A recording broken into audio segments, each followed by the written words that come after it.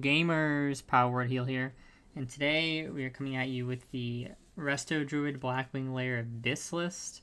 This is going to be, kind of like my other BiS list videos where we show you the full BiS list, and then we're going to do alternative options, right? So we're going to have one that's kind of like a more realistic type BiS that we'll show you that is easier to obtain.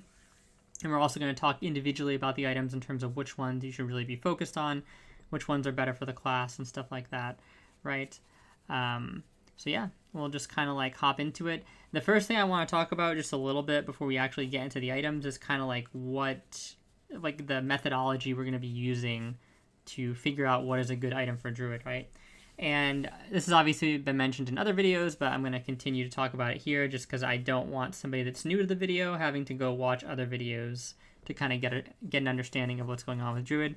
But basically the idea is that we're prioritizing plus healing here very, very highly on the Druid. And the reason for that is one of the most efficient heals in the game and one of the most efficient heals you can be casting on Druid is actually Healing Touch rank 4. Because it has a 100% spell coefficient. It's a 2.5 second cast that can be modified to 2 seconds when you have both the talent from the Resto tree that reduces the Healing Touch casting time, as well as Moonglow proc, right? So it's, or Nature's Grace proc, I guess. So it's a very useful heal, and the higher you get that heal, the more work you can do as a Druid, right? Because the problem is when it starts out, it's very weak. It's like 300 to 400 healing for a 2.5 second cast. It's just, you can't really use that in a raid, right?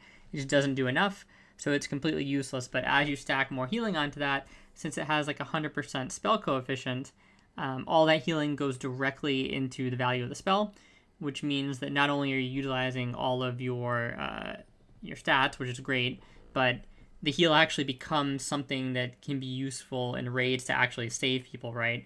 And you can actually do reasonable HPS with it and stuff like that. So, yeah, it's just a very good ability, and we're going to be trying to buff that up as much as possible. And the idea is if you mostly focus on playing utility, so you use Fairy Fire, you use your instant cast heal when needed, you use your rank 4 Healing Touch, you actually don't really need a ton of mana or a ton of mana regen. You can play the game basically just fine, leaning very heavily into that rank 4 heal. So that's kind of what we're going for, and that's why we don't care as much about the other stats, right? So, right out of the gate, let's look at the helmet slot. So again, we already kind of mentioned Crystal Adorned Crown would technically be the best, but this is like very difficult to get, right? For most people at least, so we're not even going to have that on the list. The other options here is basically just Storm Rage cover, right? This is actually pretty good from Dire Maul North. It's honestly like very comparable, right? Some might even argue that it's better.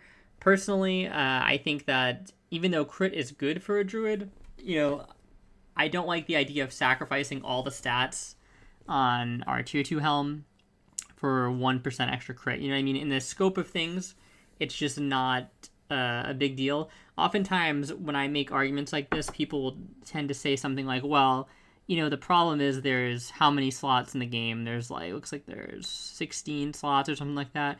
And if you make that argument for every slot, then it's like 16% crit or something like that, Or if you minus 5 healing from, 15 slots, it's 75 healing. But the problem is there's not enough opportunities to do this realistically, right? Like there's going to be a bunch of slots that are already hard BiS and are very kind of easy to get.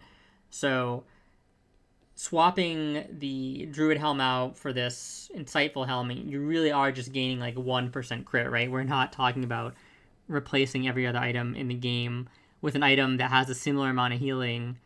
You lose stats, but you gain 1% crit. That's just not how it works, right? It's kind of a unique case. It's a one-off case. And, you can use this helm. It's fine. But the reality is that the Storm Rage cover is just better, in my opinion, with the overall stat package. And you have to also consider that this is something that you just get basically almost for free, right? Because it's only going to be one Druid in a raid most of the time. Probably at tops 2.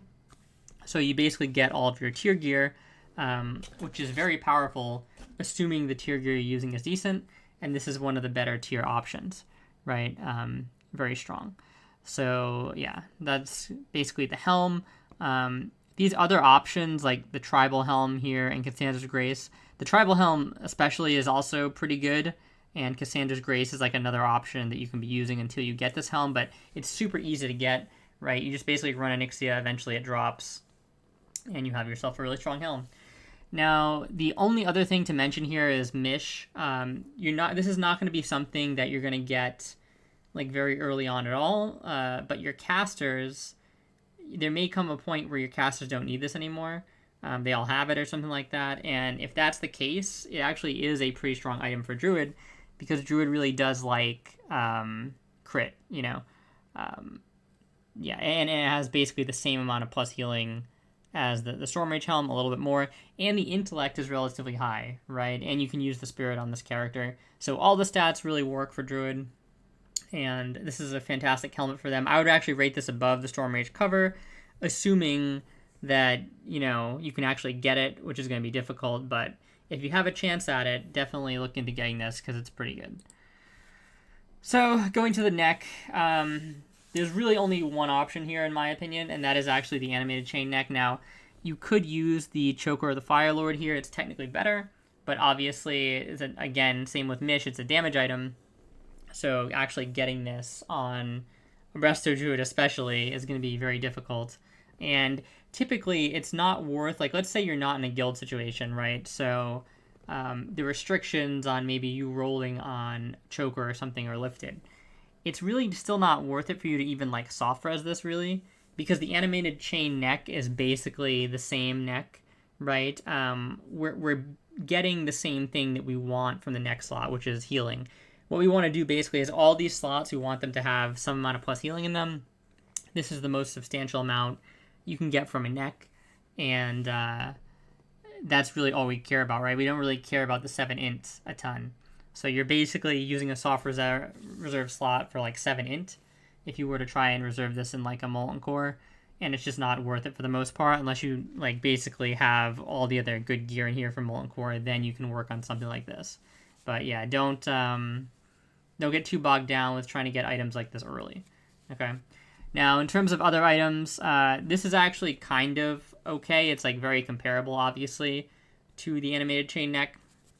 It's I don't know how expensive it's going to be because I don't know the price on the widgets, but it could be like, if it's not really that bad, like if it's 500 to 1,000 gold, it may be worth it to pick this up because farming the animated chain can actually be like really annoying at this point in the game, but it's just going to depend on, again, your budget, how much time you have, etc. Going to Choker of Enlightenment, this is another okay option. It's more like balanced, I guess, but again, we don't really care about balance here, right? We just want as much plus healing as we can, especially because, keep in mind, the rank 4 healing touch, again, scales at 100% of your healing, so every last point of healing is going to go into that healing touch, and we really could use every last point of healing in most cases, right? Because most of the time when we're casting it, the problem we're having is it's not doing enough, right? So we're in a situation sometimes with other heals where it's like, if we cast them, we're worried about overhealing with them. It's not really the case here at all. In this case, like, we actually need it to do more almost all the time. So the odds that your plus healing is going to be wasted while using heal rank 4 is just going to be like way lower. So again, we'll actually get like full use out of pretty much the animated chain neck's healing value here, which is why it's so strong.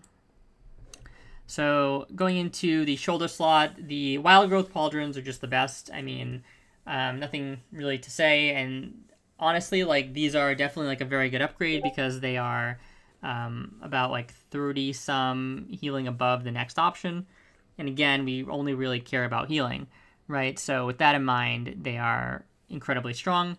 Definitely something you want to pick up from Molten Core if you can. If you notice, though, the Storm Rage Pauldrons, they're not bad. You know what I mean? And because they're not bad, they're definitely something you're obviously going to want to pick up. You'll probably just get them automatically, right? Because you're probably going to be the only Druid in your raid. And because of that, it does make it a little bit harder to give these shoulders to a druid over like something like a shaman, you know what I mean, or a paladin if you're on alliance side, because the wild growth spalders are just unequivocally like way better than the shaman equivalent or the paladin equivalent, right? So that's something you kind of have to take into account when you're doling these items out for raid, but that's not really the scope of this video. I just kind of want to let you know about that, because if you're in a guild setting, it's going to be harder to get your hands on these, obviously, right? But you should try to, because they're definitely good. And whenever you see, like, I would put it like this. I put it on a tier list where 10 healing upgrades are kind of like very negligible for the most part. 20 healing upgrades are pretty good on this class. And then if you get like a 30 healing upgrade in any given slot over the next best available item, 30 or more, that's like insane, right? Especially because all that value, like we said, is going to the healing touch rank 4. So just like a fantastic item if you can get it. Thank you, Top Diesel. I appreciate that. And yeah, moving on to the Shroud of Pure Thought. So this is just like basically the best option. In this particular case, I know we just said we only care about plus healing, but you see we have like a 10 difference in plus healing, right? And we have 6 mana per 5 difference here. So this is one where I have a hard time actually saying that Height of the Wild is the technical BiS. And I actually think that it is Shroud of Pure Thought. However, I recommend you don't spend like any prio trying to get this item. Like if it's gifted to you, it's basically one thing, right? But you have to be really careful taking stuff like this, because people would be like, oh, well, he got that cloak, right? So why are we going to give him that other item?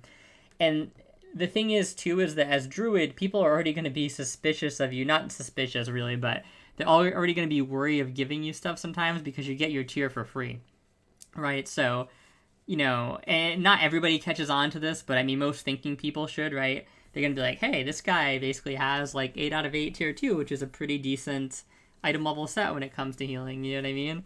And so why are we giving him all this other loot? So you really have to be careful, especially with these like very minor upgrades or side grades, because taking just like one extra of these, especially since you're getting your whole tier set for free on top of that, it can kind of like rub people the wrong way, right? So then when a big item comes up, people will sometimes be like, well, he got this, this, and this, and his tiers for free, you know? So you have to be careful getting baited and stuff like this. I would just use Height of the Wild or the Cloak of the Cosmos if you can't afford Height of the Wild. I already did a video on these explaining how, you know, if this is going to break your bank, then don't worry about getting it. You're much better off spending like the 500 gold or whatever in mana pots than buying Height of the Wild. So even over the long term, that is true, basically. I mean, it's going to take you basically until like the end of the game before this thing, quote unquote, pays its value, you know, versus all the mana pots you would have gotten and stuff. So only get this if you can afford it, but it is pretty much the thing you're going to want to use most likely. And this is from Azurgos. It's just going to be hard to get, right? So we're not really counting this too much, although it is like a decent option. It's basically just like a little bit worse than Shroud of Pure Thought. Croak of the Broodlord here is, it's just kind of like mid, right? Because it's, again, this is a caster item, so you'd be taking it away from a caster, and it's basically the same stats as Cloak of the Cosmos. Okay, so really no reason to get this.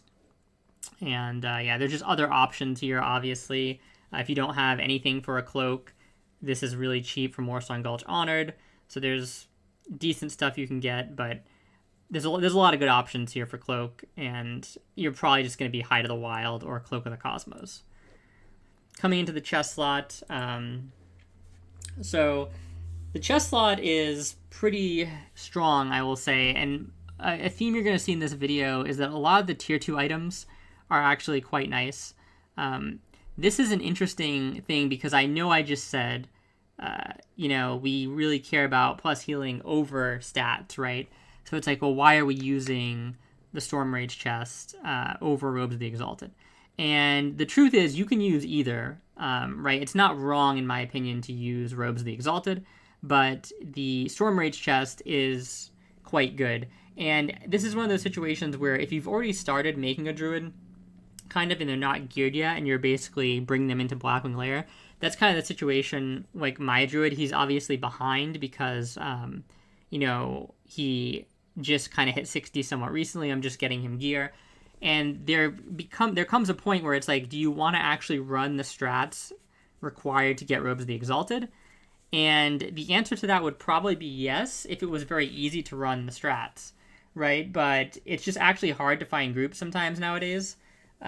So, depending on the availability of groups and stuff like that, this is a great kind of like substitute chess piece for this.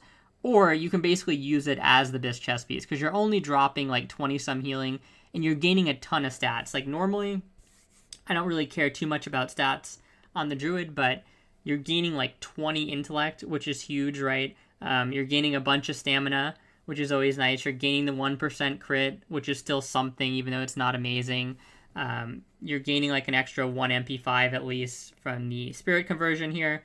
So I think this set this chest is like, I would probably use this in most cases over Robes of the Exalted. But this is kind of going to be like the one-off scenario, right? Just because this chest basically has like no stats whatsoever, right? And in that particular case, since the healing is close enough, I give this the nudge. But they're both very, very close. So don't if you can only get one, don't really worry too much about it, right? Another honorable mention here is actually the Forest Embrace. Now, this is going to be from the Druid class quest that comes out when Blackwing Lair releases. I think it comes out on Thursday. And this is just honestly pretty strong. It's basically kind of like a Robes of the Exalted, right? It's like a little bit worse. So if you can't farm Robes of the Exalted, but you can find people that are interested in doing their class quests, most of them end in the Sunken Temple. And the first part is like soloable. So you can easily kind of, probably find a group for this. And yeah, I mean, it's just pretty good alternative option until you get this option right here. If you have this and then you get this, I would definitely replace the Forest Embrace with Stormguard Chest. Because I think just this being a little bit worse than this is kind of like important. You know what I mean? Like, if I'm already thinking of replacing Robes of the Exalted with this, then I definitely don't mind replacing Forest Embrace with this, right? But obviously still a very good option in the meantime. Robes of Volatile Power, not really going to focus too much on these. The crit is tempting, but the plus healing value is just so low, and you already get 1% crit from your tier 2 as it is, so not really super concerned about that. Going into the bracer slot, so this is pretty much the best bracers you can get.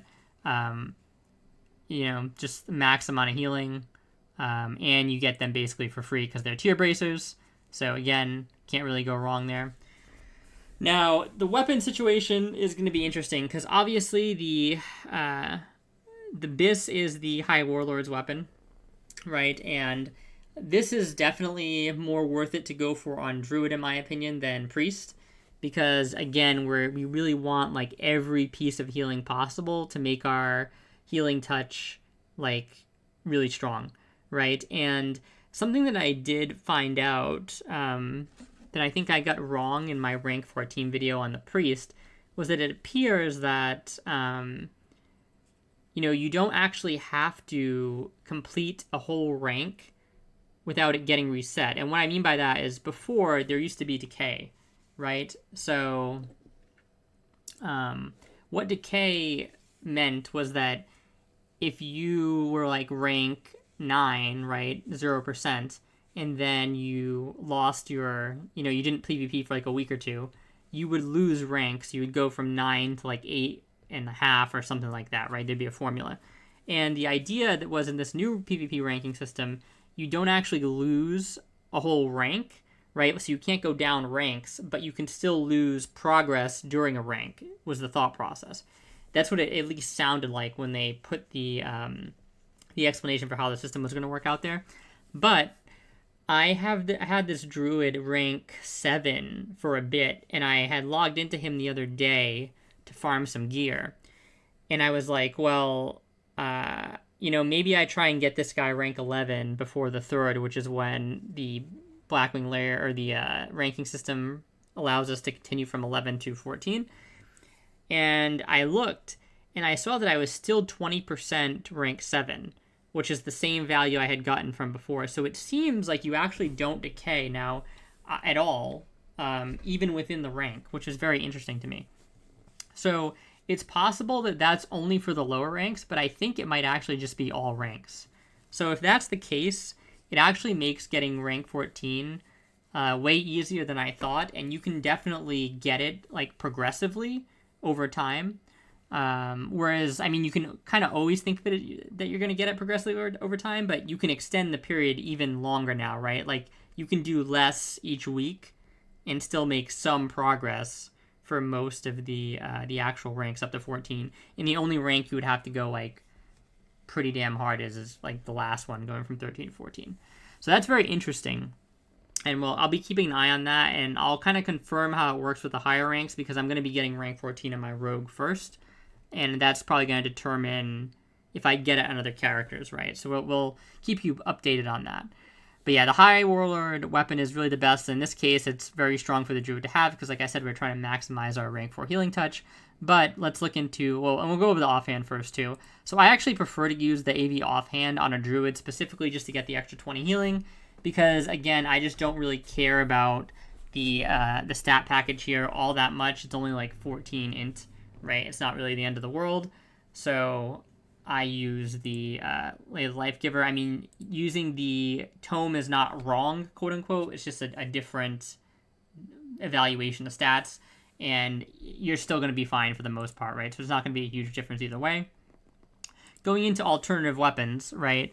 You're not going to get Staff of the Shadow Flame, right? So we kind of just like, at least most likely, we'll cross that out. But we can look at some other options here, right? So Locomere is definitely an interesting option. I feel like the odds that you get this are basically depending on how many shaman in your guild are going rank 14, right? Shamans players, from my experience, tend to be very hardcore. So I think a lot of the ones in my guild are going to be going rank 14. So it's very possible that, you end up with a situation where Loke is basically getting sharded. And in that case, it would obviously go to a Druid before getting sharded. So this is a decent option for you, obviously. Cloak is interesting, but a lot of people actually give this to casters, in my opinion. But again, a lot of casters are now definitely pushing for rank 14, especially if they're a damage dealer, right? Because it's always been more important for damage dealers to get rank 14 than for healers, because, every point of damage matters all the time. It's just not the same way with healers for the most part. So it'll be interesting to see if there's even any competition for this, because, again, a lot of people are going to be pushing rank 14. Obviously, people, if this drops like early before the rank 14 weapons are available, somebody is going to get it, right? And they may actually just toss it to you, because I think a lot of people are kind of scared of losing prio by taking items like this early if they know they're going to get rank 14 later, right? So what I would say is, if you're not going to get rank 14, right, I would talk to your GM about Locomere and Cloak, because I think those are like pretty strong options that you could definitely get that, other people in your guild might not even really be gunning for that much. Like, if you talk to your GM and like 4 of your 6 shamans are going rank 14, right? You're not going to give this to Priest, right? Because they already have Benediction. You're not either one of these, right? And you're probably the only Druid in your raid. So at that point, the odds of you getting one of these is actually not really that bad, right? So just talk to your guild leader beforehand if you're not going rank 14, and see what they say. Shadowing Focus Staff. This is something I was talking about in one of the other videos. I just kind of don't really like this, because, again, we're going for like max healing, right? And you can actually eclipse the healing on this by just using the Lily here and then the one hand from BRD, right? So kind of defeats the purpose of what we're doing. Like, the 40 intellect is nice, but again, just not really what we're looking for in this scenario. And this is kind of the same deal here, even though we don't normally talk about World Boss Loot because it's difficult to get. But even if you could get this, there's just too much of an emphasis on the MP5 here and not enough on the actual healing power, right? So those are kind of my thoughts on the weapon situation. Going into the gloves are basically just a no-brainer. 42 healing, it's going to be the most healing you can get, and the stat package is fantastic. These are just BiS, and they're super easy to get because you only need 1 pair in most cases, right? Going into the belt, this is probably something that's going to be crafted by your guild. It kind of depends on your guild, I guess, and how things work. If they're not going to like actually give it to you guys, then I would at least try and buy some of the mats, because this is a very strong belt. It's just like unequivocally better than anything else you could get. The next best option, I guess, is Sash of Mercy, which I think is pretty expensive right now, at least on my server, on my faction.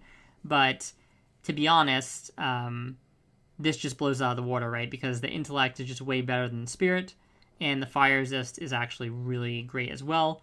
And it has more plus healing on it. What most people are going to use, if they don't have the Corehound belt, is the Whipvine cord. This is super easy to get. It's from the DM East instance from the last boss, and like has a pretty good drop rate. Should be very, very easy to get. And yeah, so I would just try and get this. The good thing about this is that the materials for it are actually sort of common. So even though it is on like Night Slayer, and it's going to be expensive just because Night Slayer things, in a relative sense, the Corehound leather is not like, I don't think it's going to be like the most expensive thing, you know. So like this is, it's going to cost some gold, but it's not going to be like Lionheart helm levels, I don't think, or anything like that. I actually have to look and check to see what the prices are. I haven't even checked in a little bit. But yeah, definitely try and get this belt if possible. So, leg slot. Now, there's a couple options here. This is something that amuses me, actually, in this particular, I guess, program that you see right here, right? Where we'll cover the Empower legs, but I want to talk about the Salamander versus the Storm Rage first. So, it actually has the Salamander like ranked higher than the Storm Rage, which I find hilarious because if we look, right, these have 6 mana per 5, right? But they have 16 spirit. Now, if you have 3 set, which you should have very quickly as a druid because it's only going to be one of you, right? This basically converts to there being 9 MP5 overall. So the 16 spirit converts to about 3 MP5. So they actually have an equivalent MP5 value in terms of the regen, right? And then you dwarf this on the intellect, right? So you just get way more intellect from the Storm Rage pants. You get more stamina, okay? You get the same amount of fire resist. You get an additional amount of arcane resist. And then also keep in mind that 16 spirit that these don't have, even when it's not being used for the in-combat regen calculation, it's being used for the out-of-combat regen calculation, like when you're drinking or something, right? So you're going to get even more value of it there. And what are you losing? You're losing 3 healing in total. So it's just never, like, these pants are not even really an upgrade. They're actually just strictly worse. You should never get these on Druid. Never hard res them, soft res them. It's just complete waste. Storm Rage is, like, just unequivocally better. And then coming down here, yeah, that's actually a good way to put it. It's skewed heavily towards the green text. Yeah, I like that. That's good. And Padres is obviously like, you know, it's not quite as good as your Storm Rage set, but still very equivalent. And if I had Padres, I wouldn't really bother getting Salamander scale. And then even your Snarian leggings, I actually got these the other day because I haven't gotten some of the other stuff to drop on my Druid. And these are pretty good. I mean, they're not, you know, they're not as good as the other options we've listed above, but they're still pretty decent. So all of these are actually good, but obviously you just have no purpose in getting these really, unless like you didn't have tier 2 pants already and like nobody else needed them, I guess. But that's going to be a weird circumstance. Now onto the empowered leggings, right? Do we want empowered leggings on Druid? And I would say if you can get them, they're actually pretty good because, again, remember the rule we talked about where it's basically around like 30 healing upgrade over the next item, right? Which is pretty good. And you get the critical strike, which is great for, again, the Moonglow spec and the regrowth spec. And then we also remember we don't really care about regen that much. So even though 6 MP5 is a great stat, it's just not something we really care a ton about on Druid. And we are getting basically about 5 MP5 from these. Although remember, we get 9 MP5 in total when we count the spirit on these. Okay, so where we're really getting beat up here is the intellect. But again, I'm not super concerned about the intellect. I'm more concerned about pushing the threshold of our rank 4 healing touch as far as it can go, right? So that's why I would definitely take this item if it was given to me. Again, the main roadblock, and this is going to be pretty, like, it's going to be, you're going to see it across all Druid pieces, right, is because you're getting the tier 2 for free, basically, right? It makes it very difficult for a guild to justify giving you these as well, because they're not that big of an upgrade from the other pants, right? Whereas if you have a shaman in your raid, if they don't need the tier 2 pants for their 3 set, then them using the tier 2 pants, it actually kind of sucks for them, right? So these are kind of like much better in the shaman's hands in that sense. And this is really the problem with it's like the blessing and the curse of having good tier 2, right?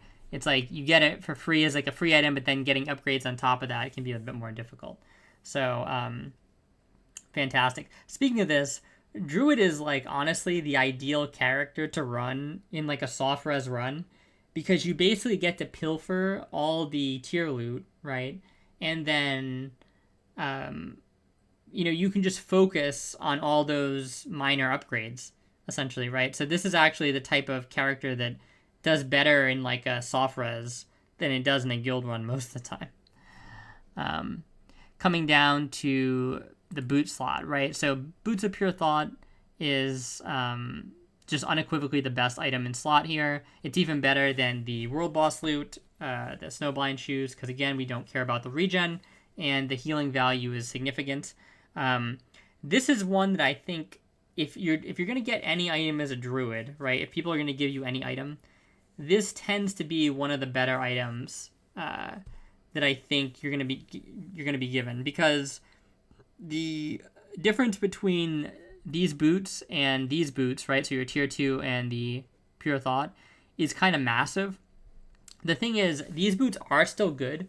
26 healing is solid, plus the extra crit, right? So I'm not trying to like downplay how good the tier 2 boots are. They're like pretty good in the scope of things, right? However, Boots of Pure Thought are just significantly better, right? And this is the first case where you can really make an argument that like even your tier 2 isn't like that good, so you might as well give me these. And I think what it really comes down to is like how much do people like you, right? And then like how impactful you are, like, do you show up every week? Do you have good attendance and stuff like that? A lot of that stuff sometimes matters. And then also what I mentioned in my other loot prio video is that the shaman are going to have 5 set from AQ 40. They're going to want that, right? And that takes the boots, it takes the shoulders, and it takes the pants. So while these items are all fantastic for shaman, depending on how they're planning on building their character out in the future, it may not be wise to give these things to them, and it may be more beneficial on the druid. So you can definitely get these, and I think this is one of the items where you're going to have the best shot at it, right? If it breaks the set, Pure Thought is just worse 100% of the time, though. That's a good question. So what he's referring to, and thank you very much for talking about that, because it's a good addition to the video. So you can see the set here, right? And it basically depends on what you're doing, I would say. So the best set, the best set bonus is by far the mana, the 3 set, right? So if you're talking about that, it's just 100% worse, yeah. Like, because even though we're not valuing regen a ton, the amount of regen you get from this 3-piece is just absolutely insane. So if you're ever using Pure Thought and it's going to cause you to break the 3 set, you would never do that. Now, the 5 set is sort of similar if you're doing the regrowth spec, right? And I'm going to make a video on how to play Druid in Blackwing Lair, and that's going to be the spec that I'm actually going to recommend to you. So I think that, in the particular case of running Blackwing Lair, then regrowth is like insane, and you really want this 5-piece set bonus. So again, if it was going to break the 5 set, if Boots of Pure Thought are going to break the 5 set here, I would not use them if I was doing like a Blackwing Lair run, right? If I was doing a Molten Core run or like an AQ40 run or a Nax run, I would use them, okay? And in terms of breaking the 8 set, I think the 8 set is relatively like weak. I mean, to be honest, we're lucky with the tier 2 set in that all of the set bonuses are definitely useful to some degree, right? So, and they're all at least situationally useful, and that's not the case for a lot of the other classes, right? But in the scope of things overall, I think I would pretty much always drop 8 set to run Boots of Pure Thought, just because I'm very tunnel visioned on making that rank 4 healing touch as strong as it can be, and I really don't care if my rejuve gets like 1 extra tick in most cases. If I was doing a particular setup where I wanted to feature rejuvenation heavily, obviously that's different, right? Maybe if I'm running like a dungeon or something like that, or if I'm running like a 20-man, it can be different, right? Because it's a lot easier to control the overhealing of your HOTS in those smaller scale situations. Or maybe if I was doing PvP, right, having an extra tick on my rejuve is nice.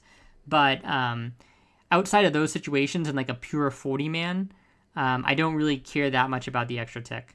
So I would still use Boots of Pure Thought over those in most cases. But like that is a very good point to bring up, and like thank you for bringing that up, because it does definitely matter depending on what you're doing, right?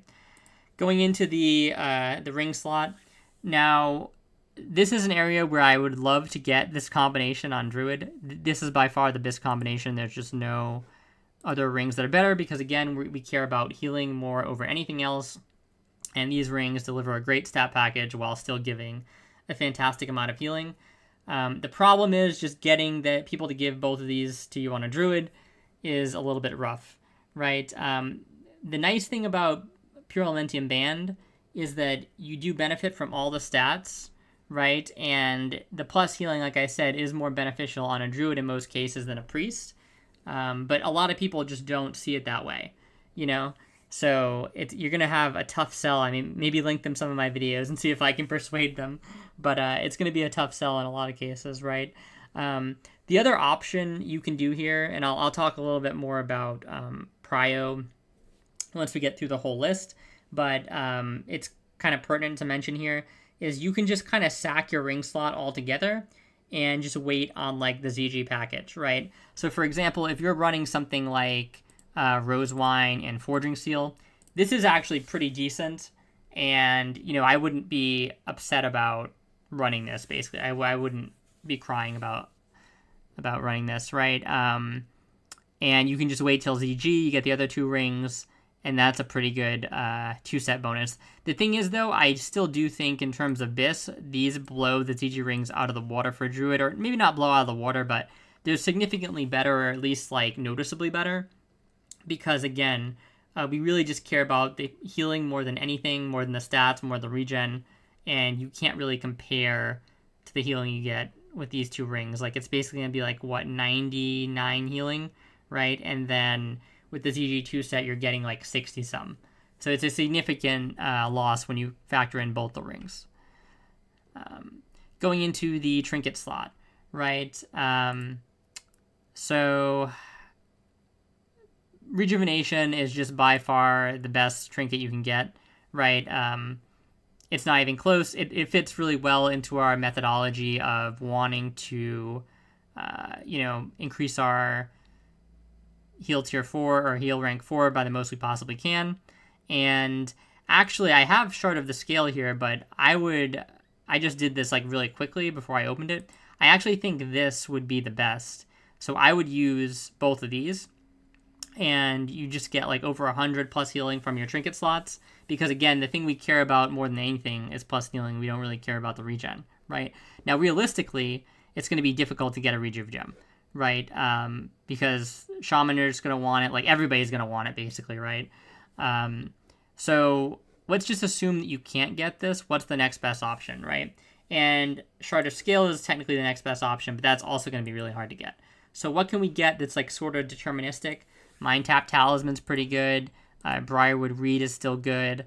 If you don't have Mind Tap or Briarwood, Eye of the Beast is actually super easy to get from the Ren quest line, and is actually still decent on Druid, especially when you're playing the regrowth spec. The thing is, you already have an ample amount to crit in most cases, so how good is it? Kind of depends, but I would say it's still a decent amulet. But the one that I really think you guys should consider getting on Druid specifically is Dark Moon card blue. And why Dark Moon card blue? Well, you're actually going to be spamming a lot of instants, right? You're going to be casting a ton of Fairy Fire, and you're not going to be casting like a Flash Heal equivalent, which kind of stinks, but you're basically going to be casting more instants than a priest. And although you won't be casting as many 1.5 second heals, because there is no 1.5 second heals, you will be casting 2 to 2.5 second heals, which are close, right? And then in some cases, if you're regrowth spec, you'll be casting like, what is it, a 1.7. Actually, it can potentially go down to 1.3 if you have, I think it's 2 second on regrowth. Then you have the 3 set is minus 0.2, so it's 1.8. And then if you actually get a Nature's Grace proc, it goes down to 1.3. So in terms of like spamming, you still do a decent amount of spamming on Druid when you factor in the Fairy Fire, which means that this card is pretty decent. And I know that we're not really focusing on regen, but this is such a massive amount of regen, right, that it does outweigh just one slot of additional plus healing. So that's why we basically go for this in this situation. And yeah, I think that's basically everything. I'm going to go through one more time to make sure that we have like the full. So this is basically going to be like the full BiS, right? And then what we'll do is we'll put like, well, actually, no, this will be the full BiS, right? And then I'll give you like an expected BiS setup, right? Which is, I think you can still get this reasonably. This will get changed to Heart of the Wild, rather. These are pretty good. You can get this deterministically, so I'm going to keep that there. Corehound Belt's pretty good. This I'm going to swap to Storm Rage Leggings. This I'm going to swap to the Druid Tier 2. I am going to put these in place here, right? And then Dark Moon card blue in place of this. And this is like a pretty realistic BiS setup that you can get with almost like no effort at all, right?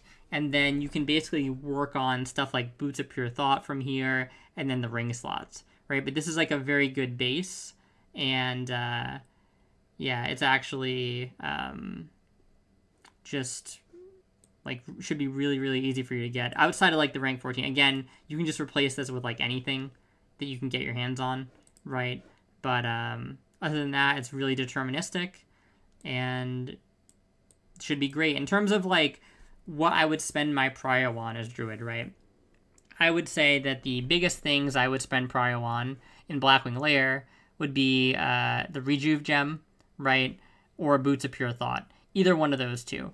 I would have that to be like your kind of goal, your main focus. If somebody asks you what you want, you pick one of those two items. That's going to be like the best thing you can get value-wise for your time in the instance. Again, you could get something like Pure Elementium Band, but you're really only gaining like 20-some healing over the Rose Wine, right? It's good, but it's not absolutely insane, whereas the Rejuve Gem is just absolutely cracked. And the boots are really good as well. So yeah, I think that's pretty much where you should spend your prio. I would go back and I would prioritize Baldur's of Wild Growth over even something like the Empowered Leggings, only because, again, your Tier 2 is just really fantastic as is, right? And in some cases, you're going to want, like, you want enough Tier 2 that is good to be able to run the Regrowth spec when you want, right? So if you have to kind of give up prio on one item, I would definitely give it up on the pants to make sure you have the shoulders, the Boots of Pure Thought, and the Rejuve Gem, right? So definitely those items. Again, if I was to order them, it'd be probably Rejuve Gem, Boots of Pure Thought, and then the shoulders. So, yeah, just keep that in mind when you're doing loot council and stuff. And sorry if I'm laughing, I'm getting memed at in my chat because my clock is wrong. But, but yeah, I hope that this is a helpful guide. If you have any questions, feel free to leave them in the comments. on the video, and I will get back to you. I'll also be streaming a lot in the coming week, so feel free to ask questions there. Or if you see me online filming a video like now, I'm going to end this and then I'm going to restart the stream to just see if people have any questions or anything like that. So yeah, thank you guys for watching. If this found this helpful, feel free to like, comment, and subscribe. And I will see you guys next time with more of these. Thank you so much.